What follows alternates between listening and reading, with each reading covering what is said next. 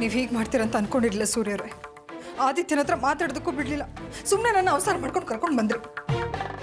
ಅವನು ನಿಮ್ಮನ್ನ ತನ್ನ ಜೊತೆ ಕರ್ಕೊಂಡು ಹೋಗ್ತೀನಿ ಅಂತ ಹಠ ಮಾಡ್ತಾ ಇದ್ದು ನೀವು ನೋಡ್ಲಿಲ್ವಾ? ಹಾಗೆ ಹೇಳಿದ ಮಾತ್ರಕ್ಕೆ ಅವನ ಜೊತೆ ನಾನು ಹೋಗ್ಬಿಡ್ತಾ ಇದ್ದ. ನೀವು ಹೋಗ್ತಿದ್ರು ಬಲವಂತ ಮಾಡಿ ನಿಮ್ಮನ್ನ ಕರ್ಕೊಂಡು ಹೋಗ್ತಿದ್ದ. ಇತ್ತೀಚೆಗೆ ಬರೀ ದುಂಡಾವರ್ತಿನೇ ಆಗೋಯ್ತು ಅವನು. ಅಂಕಲ್, ಇನ್ಸ್ಪೆಕ್ಟರ್ ಮನೆಗೆ ಬಂದಿದ್ರು. ಯಾಕೆ? ಅದು ಮದುವೆ ವಿಷಯಕ್ಕೆ. ಮದುವೆ ವಿಷಯಕ್ಕ? ಯಾಕೆ? ನೀವು ಆರ್ಯ ಮದುವೆ ಆಗೋದು ಆರ್ತಿ ಅವ್ರಿಗೆ ಇಷ್ಟ ಇರಲಿಲ್ವಾ? ಹಾಗೇನೂ ಇಲ್ಲ ಸರ್. ಅವರೇ ಇಷ್ಟಪಟ್ಟು ನಮ್ಮಿಬ್ರು ಮದುವೆ ಮಾಡಬೇಕು ಅಂತ ಇದ್ರು. ಆದರೆ ಅವ್ರು ಇನ್ನೊಬ್ಬ ಮಗನ ಮದುವೆನ ನಮ್ಮ ಮದುವೆಗಿಂತ ಮುಂಚೆ ಮಾಡಬೇಕು ಅಂತ ನಿರುಷ ಅವರು ಆದಿತ್ಯ ಅವರು ಕಂಡೀಷನ್ ಹಾಕಿದ್ರು. ಆ ವಿಷಯದಲ್ಲಿ ಸ್ವಲ್ಪ ನಮ್ಮೆಲ್ಲರ ಮಧ್ಯೆ ಮನಸ್ತಾಪ ಇತ್ತು. ಹಾಗಾದ್ರೆ ಆರ್ತಿ ಅವರ ಆತ್ಮಹತ್ಯೆಗೆ ಕಾರಣ ಕೌಟುಂಬಿಕ ಕಲಹ ಅಂತ ಗೊತ್ತಾಯ್ತು. ನೀನು ಯಾಕಮ್ಮ ಮನೆ ವಿಷಯ ಅವ್ರ ಹತ್ರ ಹೇಳೋದಕ್ಕೋದೆ? ಇನ್ಸ್ಪೆಕ್ಟರ್ ಹತ್ರ ಮಾತಾಡೋಕ್ಕಿಂತ ಮುಂಚೆ ನನ್ನನ್ನಾಗಲಿ ಆರ್ಯನಾಗಲಿ ಒಂದು ಮಾತು ಕೇಳಬೇಕು ಅಂತ ಗೊತ್ತಾಗಲ್ವ ನಿನಗೆ? ಅಂಕಲ್, ನಾನು ಫೋನ್ ಮಾಡಬೇಕು ಅಂತಾನೆ ಇದ್ದೆ. ಆದ್ರೆ ಯಾಕೆ ಮಾಡಲಿಲ್ಲ? ಅಂಕಲ್, ನಾನು ಅದನ್ನೇ ಹೇಳ್ದೆ ಅಂಕಲ್, ಹೇಳಿಲ್ವೇನೆ? ಆದ್ರೆ ಇವಳು ನನ್ನ ಮಾತಿನ ಮನಸ್ಸಿಗೆ ಹಾಕೊಂಡಿಲ್ಲ. ಇನ್ಸ್ಪೆಕ್ಟರ್ ಏನೇ ಕೇಳಿದ್ರು ಆನ್ಸರ್ ಮಾಡಬೇಡ, ಅದಕ್ಕೆ ಸೂರ್ಯ ಅಂಕಲ್ಲು ಆರ್ಯ ಇದ್ದಾರೆ ಅಂತ ಎಷ್ಟು ಹೇಳಿದ್ರು ಕೇಳಿದೆ. ಸತ್ಯ ಹೇಳ್ತೀನಿ ಅಂತ ಎಲ್ಲ ಓದ್ರು ಬಿಟ್ಲು. ಅಂಕಲ್, ನಾನು ಹಾಗೆ ಹೇಳಿಲ್ಲ. ಏನೇ ಸ್ವಾತಿ ನೀನು? ನನಗೆ ಅವಾಗಲೂ ಹೇಳ್ದೆ ತಾನೆ, ಇನ್ಸ್ಪೆಕ್ಟರ್ ಹತ್ರ ಹೆಣ್ಮಕ್ಳು ಮಾತಾಡೋದು ಒಳ್ಳೇದಲ್ಲ, ಅವ್ರಿಗೆಲ್ಲ ನಾವು ಹೆದರಬಾರ್ದು. ನಾಳೆ ಈ ಮನೆಗೆ ನಾವು ಸೊಸೆಯಾಗಿ ಬರೋರು, ಇಂಥದನ್ನೆಲ್ಲ ಚೆನ್ನಾಗಿ ನಿಭಾಯಿಸ್ಬೇಕು ಅಂತ ಹೇಳಿದ್ನೋ ಇಲ್ವೋ? ಆದರೂ ನಾನು ಮಾತು ಕೇಳಿದೆ. ಆರ್ತಿ ಆಂಟಿ ಆತ್ಮಹತ್ಯೆಗೆ ಪ್ರಯತ್ನ ಪಟ್ರು ಅಂತ ಇನ್ಸ್ಪೆಕ್ಟರ್ ಹತ್ರ ಸತ್ಯನೇ ಹೇಳ್ಬಿಡದ ಇವಳು? ನಿರೋಷಂಗಿರೋ ಕನಿಷ್ಠ ಪ್ರಜ್ಞೆ ನಿನ್ಗಿಲ್ವಾ? ಅವಳಷ್ಟು ಬೇಡ ಅಂದ್ರು ಯಾಕೆ ಇನ್ಸ್ಪೆಕ್ಟರ್ ಹತ್ರ ಹೇಳೋದಕ್ಕೋದೆ? ಇಲ್ಲ ಅಂಕಲ್, ನಾನು ಬೇಕು ಅಂತ ಏನೂ ಹೇಳಲಿಲ್ಲ. ನೀನು ಬೇಕು ಅಂತ ಹೇಳಿದ್ಯೋ ಬೇಡ ಅಂತ ಹೇಳಿದ್ಯೋ ಅನ್ನೋದು ಮುಖ್ಯ ಅಲ್ಲ ಸ್ವಾತಿ. ಮುಂದೆ ಅದರಿಂದ ಏನೆಲ್ಲ ಕಷ್ಟಗಳು ಬರ್ಬೋದು ಅನ್ನೋದು ಮುಖ್ಯ. ಈಗ ನೋಡು, ನಿನ್ನಿಂದ ನಾವೆಲ್ಲ ಎಷ್ಟು ತೊಂದರೆಗೆ ಸಿಕ್ಕಾಕೊಂಡಿದ್ದೀವಿ ಅಂತ. ಇಲ್ಲ ಆಂಟಿ, ನಾನು ಹಾಗೆ ಹೇಳಲಿಲ್ಲ. ಯಾಕೆ ಸ್ವಾತಿ ಸುಳ್ಳು ಹೇಳ್ತಿದ್ಯಾ? ನನ್ನ ಮುಂದೆನೆ ಆರ್ತಿ ಆಂಟಿ ಆತ್ಮಹತ್ಯೆಗೆ ಪ್ರಯತ್ನ ಪಟ್ಟಿದ್ದು ಸತ್ಯ ಅಂತ ಹೇಳ್ದೆ. ಈಗ ನೋಡಿದ್ರೆ ಇಲ್ಲ ಅಂತಿದ್ಯಾ?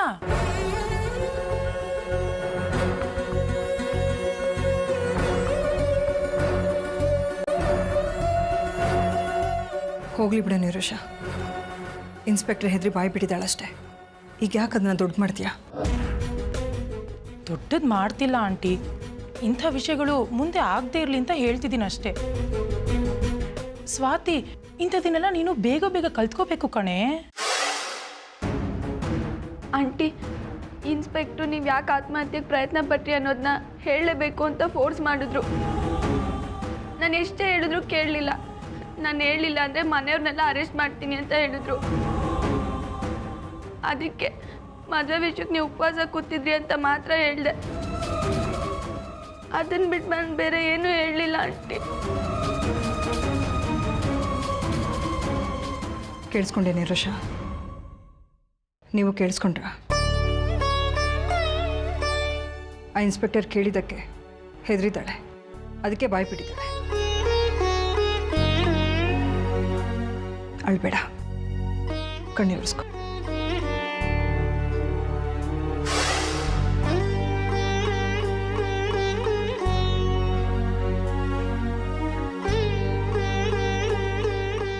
ನೋಡು ಸ್ವಾತಿ, ಇನ್ಮೇಲೆ ಯಾವುದೇ ಕಾರಣಕ್ಕೂ ಈ ರೀತಿ ಮಾಡಬೇಡ. ಏನೇ ವಿಷಯ ಇದ್ರೂ ನಮಗೆ ತಿಳಿಸು. ಏನು ಮಾಡಬೇಕು ಅಂತ ನಾವು ಹೇಳ್ತೀವಿ.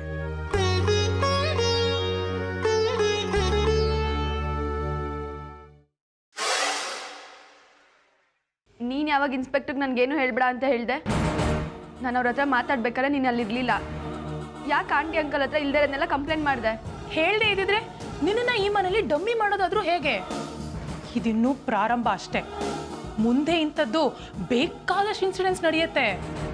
ನಿನ್ನನ್ನು ಈ ಮನೇಲಿ ಆಟಕ್ಕುಂಟು ಲೆಕ್ಕಕ್ಕಿಲ್ಲ ಅನ್ನೋ ಥರ ಮಾಡಿಲ್ಲ ಅಂದರೆ ನನ್ನ ಹೆಸರು ನಿರೋಷಾನೇ ಅಲ್ಲ. 3 ಮೊಳ ಇಲ್ಲ ಮಿಡುತ್ತಾಳೆ.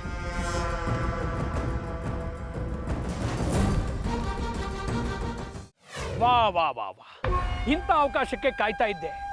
ಸ್ವಾತಿ ಹೇಳಿಕೆ ಆಧಾರದ ಮೇಲೆ ಆರ್ತಿನ ಆತ್ಮಹತ್ಯೆ ಕೇಸಲ್ಲಿ ಬುಕ್ ಮಾಡಿ ಒಳಗೆ ಹಾಕಿ, ಜೊತೆಗೆ ಆತ್ಮಹತ್ಯೆ ಪ್ರೇರೇಪಣೆ, ಮಾನಸಿಕ ಕಿರುಕುಳ ಅಂತ ಹೇಳಿ ಇದಕ್ಕೆ ಕಾರಣ ಆಗಿರೋ ಆದಿ ಆರ್ಯನ್ನ ಒದ್ದು ಒಳಗೆ ಹಾಕಿ. ಅಲ್ಲಿಗೆ ಸೂರ್ಯನ ಸಂಸ್ಥಾನ ಅರ್ಧ ಕಳಚಿ ಬಿದ್ದೋಗತ್ತೆ. ನನ್ನ ಶತ್ರು ನಾಶದ ಖುಷಿನಲ್ಲಿ ನಾನು ಪಾರ್ಟಿ ಮಾಡಿ ಕೊಪ್ಪಳಿಸ್ತೇನೆ. ನೀವು ಪಾರ್ಟಿ ಮಾಡೋದ್ರಲ್ಲಿ ನಂದು ಯಾವ ಅಭ್ಯಂತರನೂ ಇಲ್ಲ ಸರ್. ಒಂದು ವೇಳೆ ನೀವು ಹೇಳ್ದಾಗ ನಾನು ಮಾಡಿದ್ರೆ ಆರ್ಯ ಆದಿ ಜೊತೆಗೆ ಸ್ವಾತಿ ಮತ್ತು ನಿಮ್ಮ ಮಗಳನ್ನು ಸೇರಿಸ್ಬೇಕಾಗತ್ತೆ. ನಿರೋಷ ಹಾಕಿದ ಕಂಡೀಷನಿಂದಲೇ ಈಗೆಲ್ಲ ಆಗಿತ್ತು ಅಂತ ಸ್ವಾತಿ ಕೋರ್ಟ್ನಲ್ಲಿ ಹೇಳಿಕೆ ಕೊಟ್ಟರೆ ಅವ್ರು ಯಾರಿಗೂ ಶಿಕ್ಷೆ ಆಗೋದಿಲ್ಲ. ಶಿಕ್ಷೆ ಆಗೋದು ನಿಮ್ಮ ಮಗಳು ನಿರೋಷಾಗೆ. ಇನ್ಸ್ಪೆಕ್ಟರ್, ನೀವು ಹೇಳ್ದ ಹಾಗೆ ಆಗೋದಕ್ಕೆ ಸಾಧ್ಯನೇ ಇಲ್ಲ. ಹಾಗೊಂದು ವೇಳೆ ಏನಾದರೂ ಆರ್ತಿ ತನ್ನ ಹೇಳಿಕೆನಲ್ಲಿ ಸಾಕ್ಷಿ ಹಾಗೂ ನಿರೋಷನ ಟಾರ್ಚರ್ ತಡಿಲಾರದೆ ನಾನು ಹೀಗೆ ಆತ್ಮಹತ್ಯೆ ಪ್ರಯತ್ನ ಪಟ್ಟೆ ಅಂತ ಹೇಳಿಕೆ ಕೊಟ್ಟರೆ, ನಿರೋಷ ಆದಿತ್ಯ ಹೇಳ್ದ ಆ ಕಾರಣಕ್ಕೆ ನಾನು ಹೀಗೆ ಮಾಡಿದೆ ಅಂತ ಬಾಣನ ಆದಿತ್ಯನ ಕಡೆಗೆ ತಿರುಗಿಸ್ಬೋದು. ಆದಿತ್ಯನ ಕಡೆಗೆ ಬಾಣ ತಿರುಗಿದ್ರೆ ಅದು ನೇರವಾಗಿ ಹೋಗಿ ಚುಚ್ಚೋದು ಆರ್ತಿಗೆ. ನಮ್ಮ ನಿರೋಷನ ನಾವು ಆರಾಮಾಗಿ ಬಚಾವ್ ಮಾಡ್ಕೋಬೋದು. ಮಾನಸಿಕ ಹಿಂಸೆ ಅನ್ನೋದು ಬರೀ ಒಂದು ಮಾತಿಂದ ಆಗುವಂಥದ್ದಲ್ಲ, ಅದಕ್ಕೆ ಅನೇಕ ಕಾರಣಗಳಿರುತ್ತೆ. ನಿರೋಷನ್ನ ತಾನಾಗೆ ಇಷ್ಟಪಟ್ಟು ಆ ಮನೆಗೆ ಕರ್ಕೊಂಡು ಹೋಗಿದ್ದು ಆರ್ತಿ. ಆದರೆ ನಿರೋಷ ಆ ಮನೆಗೆ ಬಂದಿದ್ದು ಅವ್ರು ಯಾರಿಗೂ ಇಷ್ಟ ಇರಲಿಲ್ಲ. ಆದಷ್ಟು ಬೇಗ ಅವಳನ್ನ ಮನೆಯಿಂದ ಆಚೆ ಕಳಿಸು ಅಂತ ಹೇಳಿ ಆರ್ಯ ಮತ್ತು ಸೂರ್ಯ ಅವಾಗವಾಗ ಅವಳಿಗೆ ಟಾರ್ಚರ್ ಕೊಡ್ತಾನೆ ಇದ್ರು. ಈ ಟಾರ್ಚರ್ ತಡ್ಕೊಳಕ್ಕಾಗದೆ ಆರ್ತಿ ಸೂಸೈಡ್ ಮಾಡ್ಕೊಳ್ಳೋಕೆ ಪ್ರಯತ್ನ ಪಟ್ಲು ಅಂತ ಪ್ರೂವ್ ಮಾಡೋಣ. ಆಗ ನಮ್ಮ ನಿರೋಷ ಒಬ್ಬಳನ್ನ ಬಿಟ್ಟು ಆ ಮನೇಲಿರೋ ಬೇರೆ ಎಲ್ಲರೂ ಅಟೆಂಪ್ಟ್ ಟು ಮರ್ಡರ್ ಕೇಸಲ್ಲಿ ಒಳಗೆ ಹೋಗ್ತಾರೆ. Very good thinking madam. ನೀವು ಹೇಳ್ದಾಗೆ ಮಾಡ್ಬೋದು. ಇನ್ಸ್ಪೆಕ್ಟರ್, ನೀವು ಮಾಡೋ ಇನ್ವೆಸ್ಟಿಗೇಷನಲ್ಲಿ ಯಾವುದೇ ಕಾರಣಕ್ಕೂ ನಿರೋಷನ ಪ್ರಶ್ನೆ ಕೇಳದೆ ಇರಬೇಡಿ. ನಿಮ್ಮ ಇನ್ವೆಸ್ಟಿಗೇಷನ್ ತುಂಬ ಸ್ಟ್ರಿಕ್ಟ್ ಆಗಿರಬೇಕು, ಅಷ್ಟೇ ಕಂಡೀಷನ್ ಆಗಿರಬೇಕು. ನೀವು ನಿರೋಷನ್ ಕೇಳೋ ಪ್ರತಿಯೊಂದು ಪ್ರಶ್ನೆನಲ್ಲೂ ಅವಳು ಆರ್ತಿ ಪರವಾಗಿ ಉತ್ತರ ಕೊಡ್ತಾ ಇರಬೇಕು. ನಿರೋಷನ್ ಮಾತು ಕೇಳಿ ಕೇಳಿ ಕೇಳಿ ಆರ್ತಿಗೆ ಸಂಪೂರ್ಣವಾಗಿ ನಿರೋಷ ನನ್ನ ಪರವಾಗಿದ್ದಾಳೆ ಅಂತ ಅನ್ನಿಸ್ಬೇಕು. ಒಂದು ಸಲ ನಮ್ಮ ನಿರೋಷನ್ ಮೇಲೆ ಆರ್ತಿಗೆ ನಂಬಿಕೆ ಬಂದರೆ ಮುಗೀತು. ಆ ಸೂರ್ಯ ಆರ್ಯ ಎಷ್ಟೇ ಹೋರಾಟ ಮಾಡಿದ್ರು ನಿರೋಷನ್ನ ಅಪರಾಧಿ ಅಂತ ಹೇಳೋದಕ್ಕೆ ಸಾಧ್ಯನೇ ಇಲ್ಲ. ನಮ್ಮ ನಿರೋಷ ಸೇಫ್ ಆಗ್ತಾಳೆ. ವಾಹ್, ಗುಡ್, ವೆರಿ ಗುಡ್ ಪ್ಲಾಟ್. ತುಂಬ ಸೇಫ್ ಗೇಮ್. ಅಲ್ಲಿಗೆ ನಿರೋಷ ಒಮ್ಮೆ ಆರ್ತಿ ವಿಶ್ವಾಸ ಗಳಿಸ್ಕೊಂಡ್ರೆ ಆರ್ತಿ ಅಂತ್ಯ ಸುಗಮ ಆಗತ್ತೆ. ಅದಕ್ಕಿಂತ ಹೆಚ್ಚಾಗಿ ನನ್ನ ಪರಮಶತ್ರು ಸೂರ್ಯ ನಾಶ ಆಗಿ ಹೋಗ್ತಾನೆ. ಅಲ್ಲಿಗೆ ಅವನ ಕಾನ್ಸ್ಟಿಟ್ಯೂನ್ಸಿಗೆ ನಾನು MLA ಆಗ್ತೀನಿ.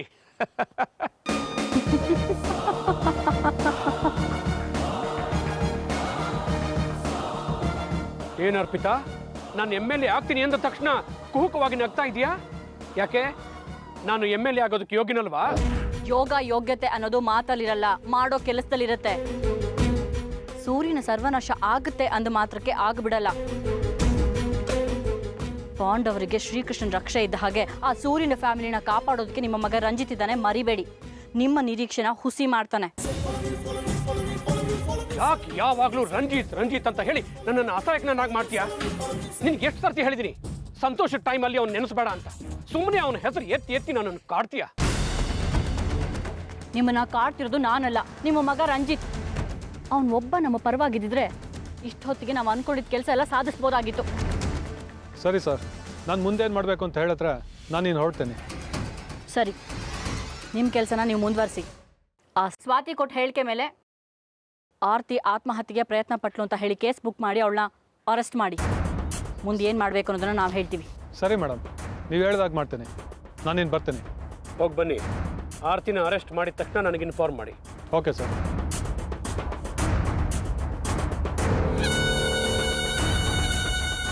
ಅತಿ ಬುದ್ಧಿವಂತಿಕೆ ಅನಾಹುತಕ್ಕೆ ದಾರಿ ಮಾಡಿಕೊಡುತ್ತೆ. ಬದುಕಲ್ಲಿ ಕನಸಿರಬೇಕು ನಿಜ, ಆದರೆ ಆ ಕನಸಲ್ಲೇ ಮೈ ಮರೆತ್ರೆ ಮಣ್ಣಲ್ಲಿ ಮಣ್ಣಾಗಿ ಹೋಗ್ಬೇಕಾಗತ್ತೆ.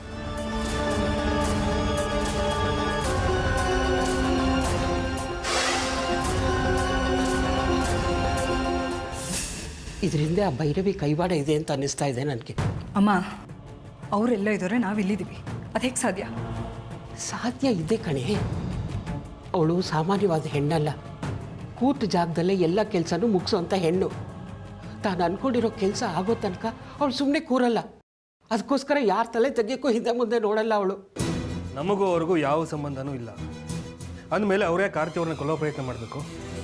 ಯಾಕೆ ಅನ್ನೋ ಪ್ರಶ್ನೆ ಮುಖ್ಯ ಅಲ್ಲ ಸೂರ್ಯ. ಈಗ ಬಂದಿರೋ ಅನಾಹುತದಿಂದ ನಾವು ಹೇಗೆ ಪಾರಾಗಬೇಕು ಅನ್ನೋದು ಮುಖ್ಯ. ಈಗ ಆರ್ತಿ ಜೀವ ಹೇಗೆ ಅಪಾಯದಲ್ಲಿದೆಯೋ ಹಾಗೆ ನಿಮ್ಮ ಜೀವಕ್ಕೂ ಅಪಾಯ ಇದೆ. ಅವಳಿಗೆ ನಿಮ್ಮಿಬ್ಬರ ಮೇಲೂ ಸೇಡಿದೆ. ಅದಕ್ಕೆ ಆರ್ತಿ ದೇಹದಲ್ಲಿ ವಿಷ ಸೇರೋ ಹಾಗೆ ಮಾಡಿದಾಳು ಅವಳು. ಅಮ್ಮ, ಇದರಲ್ಲಿ ಭೈರವರ ಕೈವಾಡ ಇದೆ ಅಂತ ನನಗೆ ನಂಬೋಕ್ಕಾಗ್ತಾ ಇಲ್ಲ. ಅವರಿಗೆ ನನ್ನ ಮೇಲೆ ಕೋಪ ಇರ್ಬೋದು, ಸೇಡಿರ್ಬೋದು. ಎಲ್ಲೋ ಇರೋರು ಅವರು ನನ್ನನ್ನು ಯಾಕಮ್ಮ ಕೊಲೆ ಮಾಡೋದಕ್ಕೆ ಟ್ರೈ ಮಾಡ್ತಾರೆ? ಸುಮ್ಮನೆ ನೀವು ಅವ್ರ ಮೇಲೆ ಅನುಮಾನ ಪಡ್ತಾ ಇದ್ದೀರಾ ಅಷ್ಟೇ. ಸರಿ, ಇದರಲ್ಲಿ ಭೈರವಿ ಕೈವಾಡ ಇಲ್ಲ ಅಂತಲೇ ಅಂದ್ಕೊಳ್ಳೋಣ. ಹಾಗಾದರೆ ನಿಮ್ಮ ದೇಹದಲ್ಲಿ ವಿಷ ಹೇಗೆ ಬರೋಕ್ಕೆ ಸಾಧ್ಯ ಆಯಿತು? ಆತ್ಮಹತ್ಯೆಗೇನಾದರೂ ಪ್ರಯತ್ನ ಪಟ್ಟ್ಯಾ? ನಾನು ಯಾಕಮ್ಮ ಆತ್ಮಹತ್ಯೆ ಮಾಡ್ಕೊಳ್ಳಿ? ಕನಸು ಮನಸ್ಸಲ್ಲಿ ನಾನು ಅಂತ ಯೋಚನೆ ಮಾಡಲ್ಲ. ನೀವಂತ ಯೋಚನೆ ಮಾಡಿಲ್ಲ ಅಂದಮೇಲೆ ಬೇರೆ ಯಾರೋ ನಿಮ್ಮನ್ನ ಕೊಲೆ ಮಾಡೋ ಪ್ರಯತ್ನ ಮಾಡಿರ್ಬೋದು. ಶೋಭಮ್ಮ ಹೇಳಿದಾಗೆ ಭೈರವಿನ ಯಾಕಾಗಿರ್ಬಾರ್ದು? ನನಗೆ ನಂಬಿಕೆ ಬರ್ತಾ ಇಲ್ಲ. ಇದು ನಂಬಿಕೆ ಪ್ರಶ್ನೆ ಅಲ್ಲ, ನಿಮ್ಮ ಜೀವದ ಪ್ರಶ್ನೆ. ಇನ್ನೊಂದ್ಸಲ ಏನಾದರೂ ಇನ್ಸ್ಪೆಕ್ಟರ್ ವಿಚಾರಣೆ ಅಂತ ಬಂದರೆ ನನಗೆ ಭೈರವಿ ಅನ್ನೋರ ಮೇಲೆ ಅನುಮಾನ ಇದೆ ಅಂತ ಹೇಳಿಕೆ ಕೊಡಿ. ಅಲ್ಲ ಸೂರ್ಯವ್ರೆ, ಅನುಮಾನ ಇದೆ ಅಂತ ಹೇಳಿದ್ರೆ ಹೇಗೆ? ಸಾಕ್ಷಿ ಕೇಳಿದ್ರೆ ನಾನೇನು ಹೇಳಿ? ಅದೆಲ್ಲ ಮುಂದಿನ ಮಾತು. ಸುಮ್ಮನೆ ನಾನು ಹೇಳ್ದಷ್ಟು ಮಾಡಿ.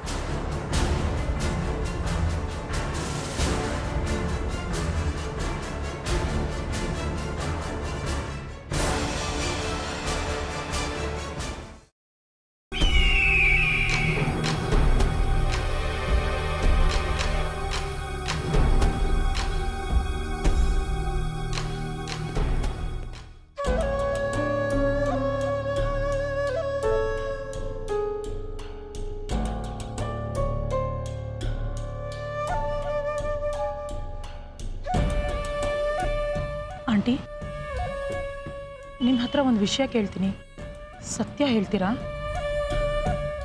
ಏನು? ನಿಜವಾಗ್ಲೂ ಈ ಮನೇಲಿ ನೀವು ಅಂದ್ಕೊಂಡಿರೋ ಥರ ಬೆಲೆ ಗೌರವ ನಿಮಗೆ ಸಿಗ್ತಿದ್ಯಾ ಆಂಟಿ? ಸಿಕ್ಕಿದಿದ್ರೆ ನೀವು ಉಪವಾಸ ಮಾಡೋಂಥ ಪರಿಸ್ಥಿತಿ ಬರ್ತಿತ್ತಾ? ಅದು ಆಂಟಿ ಬಿಡಿ, ನನಗೆಲ್ಲ ಗೊತ್ತು. ನನ್ನ ಪ್ರಶ್ನೆಗೆ ನಿಮ್ಮ ಹತ್ರ ಉತ್ತರ ಇಲ್ಲ ಅಂತ ನನಗೆ ಚೆನ್ನಾಗಿ ಗೊತ್ತು ಆಂಟಿ. ಇಷ್ಟು ದಿನ ಆದಿತ್ಯನಿಗೆ ಮಾತ್ರ ಈ ಮನೇಲಿ ಗೌರವ, ಅಧಿಕಾರ, ಅಸ್ತಿತ್ವ ಇಲ್ಲ ಅಂತ ಅಂದ್ಕೊಂಡಿದ್ದೆ. ಆದರೆ ಈಗ ಅನಿಸ್ತಿದೆ ನಿಮಗೂ ಸಹ ಇಲ್ಲ ಅಂತ.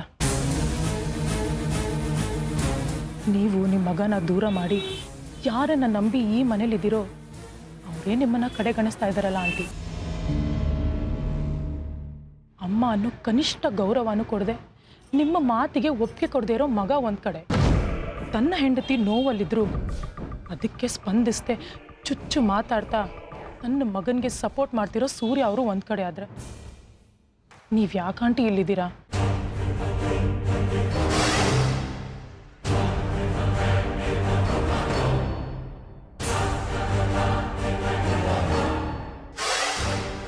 ಸದಾ ನಮ್ಮಮ್ಮ ಚೆನ್ನಾಗಿರ್ಬೇಕು, ಅವರನ್ನ ರಾಣಿ ಥರ ನೋಡ್ಕೋಬೇಕು ಅಂತ ಹಂಬಲಿಸೋ ಮಗನಿಂದ ನೀವು ದೂರ ಇದ್ರು ಯಾವಾಗಲೂ ಆದಿತ್ಯ ನಿಮ್ಮ ಬಗ್ಗೆನೇ ಯೋಚನೆ ಮಾಡ್ತಿರ್ತಾನೆ. ಅಂಥವನ್ ಪ್ರೀತಿ ನಿಮಗೆ ಯಾಕೆ ಆಂಟಿ ಅರ್ಥ ಆಗ್ತಿಲ್ಲ?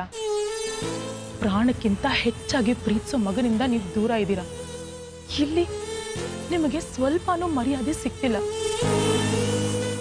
ನಿಮಗೆ ಹೀಗಿದೆ ಅಂದಮೇಲೆ ನಾಳೆ ನಾನು ಆದಿತ್ಯ ಈ ಮನೆಗೆ ಮದುವೆ ಆಗಿ ಬಂದಮೇಲೆ ನಮ್ಮ ಪರಿಸ್ಥಿತಿ ಹೇಗಿರ್ಬೋದು ಆಂಟಿ? ಕೆಲ ಸೂಕ್ಷ್ಮಗಳು ನಿನಗೆ ಅರ್ಥ ಆಗಲ್ಲ ಅನಿರ್ವಶ, ಬಿಟ್ಬಿಡು. ನನಗೆಲ್ಲ ಚೆನ್ನಾಗಿ ಅರ್ಥ ಆಗುತ್ತೆ ಆಂಟಿ. ನಾನು ಅಪ್ಪ ಅಮ್ಮ ಇಲ್ಲದೆ ಒಂಟಿಯಾಗಿ ಬೆಳೆದಿರ್ಬೋದು, ಆದರೆ ಜೀವನ ಅನ್ನೋ ದಾರಿ ನನಗೆ ಎಲ್ಲ ರೀತಿ ಅನುಭವಗಳನ್ನ ಕೊಟ್ಟಿದೆ. ಒಂದು ಸತಿ ನನ್ನ ಮದುವೆ ನಿಂತೋಯ್ತು. ಅದಕ್ಕೆ ಕಾರಣ ಏನು ಅಂತ ನಿಮಗೆ ಚೆನ್ನಾಗಿ ಗೊತ್ತು ಆಂಟಿ. ಆದರೆ ಮತ್ತೆ ನೀವು ನನಗೆ ಮದುವೆ ಮಾಡೋ ಭರವಸೆ ಕೊಟ್ಟಿದ್ದೀರಾ. ಅದಕ್ಕೆ ಹೇಳ್ತಿದ್ದೀನಿ ಆಂಟಿ, ಈ ಮದುವೆ ಬರೀ ನಾಟಕದ ಮದುವೆ ಆಗದೆ ಅದಕ್ಕೊಂದು ಗೌರವ, ಬೆಲೆ, ರೂಪ ಕೊಡಬೇಕು ಆಂಟಿ. ಈ ಕೆಲಸನ ನೀವು ಮಾಡ್ಕೊಡ್ತೀರಾ ಅಂತ ಅನ್ಕೊಂಡಿದ್ದೀನಿ. ಏನು ಹೇಳ್ತಿದ್ಯಾ ನೀನು? ನಿನ್ನೆ ಮೊನ್ನೆ ಈ ಮನೆಗೆ ಬಂದು ಆಂಟಿ ಗಿಲ್ದಿರನ್ನೆಲ್ಲ ತಲೆಗೆ ತುಂಬಿ ನಮ್ಮ ಮೇಲೆ ಎತ್ಕಟ್ಟಕ್ಕೆ ನೋಡ್ತಿದ್ಯಾ? ನೋಡು ನಿರುಷಾ, ನೀನು ಈ ಮನೆಗೆ ಸೊಸೆಯಾಗಿ ಬಂದಿರೋಳೆ ಹೊರತು ಅಧಿಕಾರ ಚಲಾಯಿಸೋದಕ್ಕಲ್ಲ. ಆಂಟಿ ಅಂಕಲ್ ಏನ್ ಹೇಳ್ತಾರೋ ಕೇಳ್ಕೊಂಡಿರೋ ಆಗಿದ್ರೆ ಇರು, ಇಲ್ಲ ಅಂದ್ರೆ ಏನೇ ಮಾಡ್ತೀಯಾ? ನಿನ್ನಿಂದ ನನ್ನನ್ನ ಏನು ಮಾಡೋದಕ್ಕಾಗಲ್ಲ. ಇಷ್ಟಕ್ಕೂ ನಾನೇನು ಕಲ್ಪಿಸ್ಕೊಂಡು ಹೇಳ್ತಿಲ್ವಲ್ಲ, ಇರೋ ಸತ್ಯನೇ ಹೇಳ್ತಾ ಇರೋದು. ಏನ್ ಸತ್ಯ? ಆಂಟಿಗೆ ಈ ಮನೇಲಿ ಗೌರವ ಸಿಕ್ತಿಲ್ಲ ಅಂತ ಯಾರು ಹೇಳಿದ್ ನಿನಗೆ? ಆಂಟಿನೇ ಈ ಮನೇಲಿ ಎಲ್ಲ, ಆಂಟಿ ಮಾತನ್ನೇ ಎಲ್ಲರೂ ಕೇಳೋದು. ಹಾಗಿದ್ಮೇಲೆ ನಮ್ಮ ಮದ್ವೆನೇ ಮೊದ್ಲಾಗ್ಬೇಕು ಅನ್ನೋದಕ್ಕೆ ಯಾಕೆ ಯಾರು ಒಪ್ಪಿಗೆ ಕೊಡ್ತಿಲ್ಲ? ಯಾಕೆ ಅಂದ್ರೆ ಸ್ವಾತಿ, ಮಾತನ್ನು ಮುಂದುವರ್ಸೋದು ಬೇಡ. ನಿರೋಷ ಹೇಳಿದ್ರಲ್ಲಿ ನನಗೆ ಸತ್ಯ ಕಾಣಿಸ್ತಾ ಇದೆ. ಅವಳು ಯಾರ ಬಗ್ಗೆನೂ ಕೆತ್ಕಡ್ತಾ ಇಲ್ಲ, ಚಾಡಿನೂ ಹೇಳ್ತಾ ಇಲ್ಲ. ಹಾಗೊಂದು ವೇಳೆ ಹೇಳಿದ್ರೆ ಅದನ್ನು ನಂಬುವಷ್ಟು ದಡ್ಡತನ ನನ್ನಲ್ಲಿಲ್ಲ. ಪ್ಲೀಸ್ ಈ ಮಾತನ್ನು ಮುಂದುವರ್ಸೋದು ಬೇಡ. ಈ ವಿಷಯನ ಇಲ್ಲಿಗೆ ಬಿಟ್ಬಿಟ್ರೆ ಒಳ್ಳೇದು.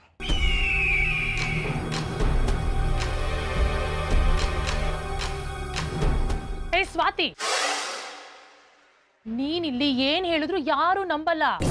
ನಿನ್ನ ಮಾತುಕತೆ ಏನಿದ್ರು ಹೋಗಿ ಆರ್ಯನ ಹತ್ರ ಇಟ್ಕೋ. ನನ್ನ ಬಗ್ಗೆ ಇಲ್ದೇ ಇರ್ದಿನೆಲ್ಲ ಆರ್ತಿ ಆಂಟಿ ಹತ್ರ ಹೇಳಿದ್ರು ಅವ್ರು ಅದನ್ನ ನಂಬಲ್ಲ. ಯಾಕೆ ಹೇಳು? ಅವರು ಪ್ರೀತಿ ಮಗ ಆದಿತ್ಯನ ಕೈ ಹಿಡಿಯೋಳು ನಾನು. ಅಷ್ಟೇ ಅಲ್ಲ, ಈ ಮನೆಗೆ ರಾಣಿ ಆಗೋಳು ನಾನೇ. ಅದಕ್ಕೋಸ್ಕರ ನಾನು ಏನ್ ಬೇಕಾದ್ರೂ ಮಾಡ್ತೀನಿ. ಅದಕ್ಕೆ ನಾನು ಅವಕಾಶ ಮಾಡ್ಕೊಡಲ್ಲ. ನೋಡೋಣ. ನೋಡ್ತೀಯಾ?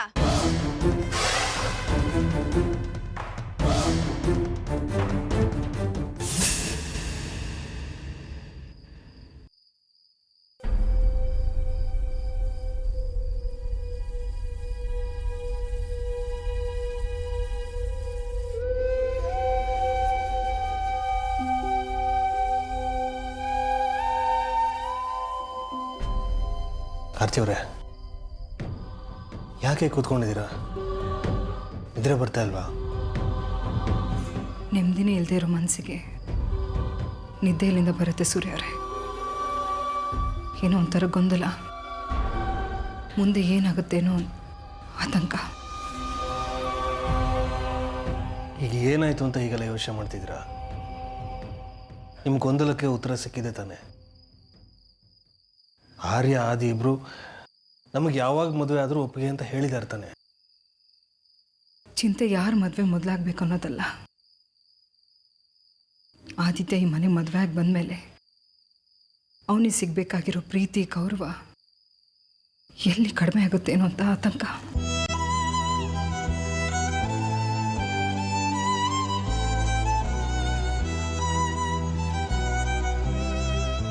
ನನಗೆ ಗೊತ್ತು ಸೂರ್ಯವರೇ,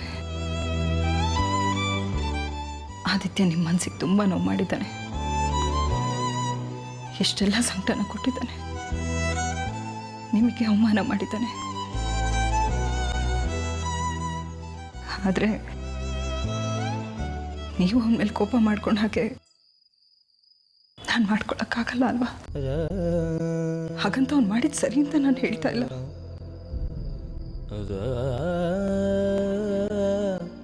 ಆದಿತ್ಯಂಗೆ ಮೊದಲಿನ ಹಾಗೆ ಈ ಮನೇಲಿ ಪ್ರೀತಿ ಗೌರವ ಸಿಗತ್ತೋ ಇಲ್ವೋ ಅನ್ನೋ ಯೋಚನೆ ಆಗ್ತಿದೆ ಅಷ್ಟೆ.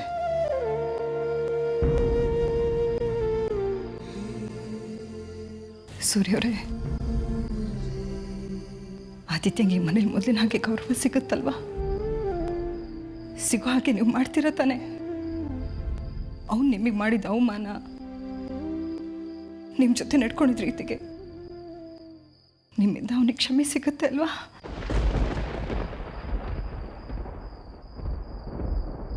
ಕ್ಷಮಿಸೋ ಮನಸ್ಥಿತಿ ಕ್ಷೀಣಿಸಿದೆ. ಅಂದರೆ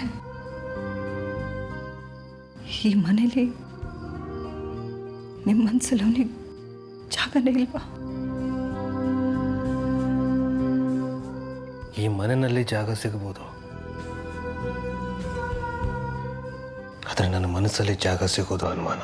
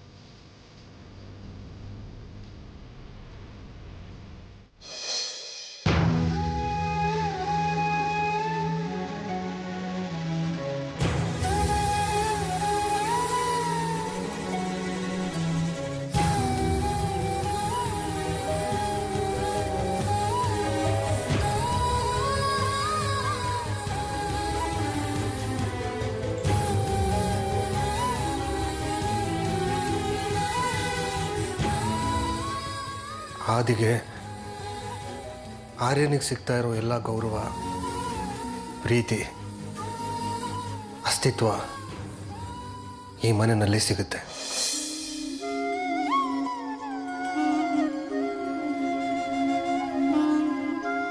ಅದು ಅವನ ಯೋಗ್ಯತೆಗೋಸ್ಕರ ಸಿಗ್ತಿರೋದಲ್ಲ, ನನಗೆ ನಿಮ್ಮ ಮೇಲಿರೋ ಪ್ರೀತಿಯಿಂದ ಸಿಗ್ತಿರೋ ಗೌರವ.